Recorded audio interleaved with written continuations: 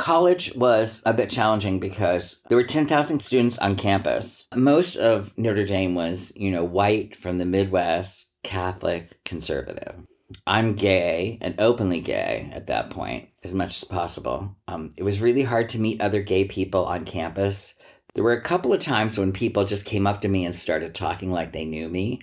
And it was because they knew I was gay and they were gay and they just wanted to become my friend. But it was weird because it was such a cold open kind of thing. Like there was really nothing to discuss other than the fact that we were both gay. There had been people on campus in the late 70s who were openly gay and tried to form like a student group around it. And they'd gone on local cable and told the local cable people, oh yeah, Notre Dame's like this to gay people because, they're unaccepting. So they had kind of caused political problems, and the university was a little gun shy. So we had this group that would meet in the student union, and we would kind of fly under the radar a little. There was a time in the 60s and 70s when if you didn't know people and you were in a small town or in a place where you're not sure who the gay people were, you could hang a hanky out the side of the back of your pants, and depending on the color of the handkerchief and what pocket it was in, you'd be letting people know how to connect with you. And so I was running around in light blue cords in, what was it? It was probably 79 or 80, fall of 80. And the guys were like, oh yeah, there's another gay. One of the freshmen is gay. And they started talking about me because they knew of me. But no one talked to me for 6 or 8 weeks. And then slowly people started saying hello. And so, yeah, there was this Flotsam and Jetsam group. Some of the gay men were from foreign countries. And so they kind of got away with being gay at Notre Dame because no one knew what someone from the Philippines was supposed to act like or someone from Jamaica was supposed to act like. So they thought, oh, that's just because they're foreign. We think they're gay because they're just being who they are, and they're from this foreign country. So I hung out with some gay people from foreign countries.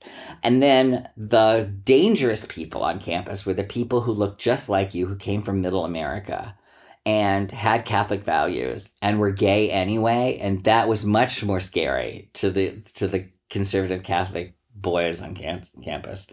And so I was kind of looked at as kind of a frightening figure because any one of them could have grown up to be me, and that was frightening to them somehow. But there were times when it was really frightening there. Sometimes when you were walking home in the dark between buildings, you were just not so sure of your safety. There was at least one bathroom on campus that after dinner, people would go and they would blow other guys. And it was in the basement of the library. And evidently there were rumors all over campus about who went, who did what, and I was just too out to be doing that kind of surreptitious activity. And I thought, I don't know, I've always been a little squeamish about I'm happy to have sex with you, but not around the bathroom, please. It was a very, very strange campus. There were people who were sort of bi and living quietly bi. The people that we hung out with the most were the architects, because I guess a lot of the architects were gay and didn't give a care. And so we would hang out at the Archie building, and there were some outlandish parties. I remember there was a lot of dress-up parties, the Beaux-Arts Ball, and that's where we sort of could fit into things that were happening in our dorms and be okay with the fact that we were sort of non-standard people in a place that was very cold, very conservative, and very sort of not okay of differences. And to this day, they're still not comfortable with gay people. We've had an alumni group unofficially for about 30 years. I think they realized all the money they weren't getting out of the gays and lesbians that would be there if they had an affiliation group. So I think the Catholic Church came far enough to the point where, we love the sinner but hate the sin, that they were able to kind of say, okay, we can have an alumni group that was affiliated with gays and lesbians and allies. So we finally got that, but my gosh, it's been so long. And one of the things that happened at Notre Dame was it became okay to be gay and lesbian if you were on a sports team. A lot of what happens in the athletic programs at Notre Dame spills over on the whole university.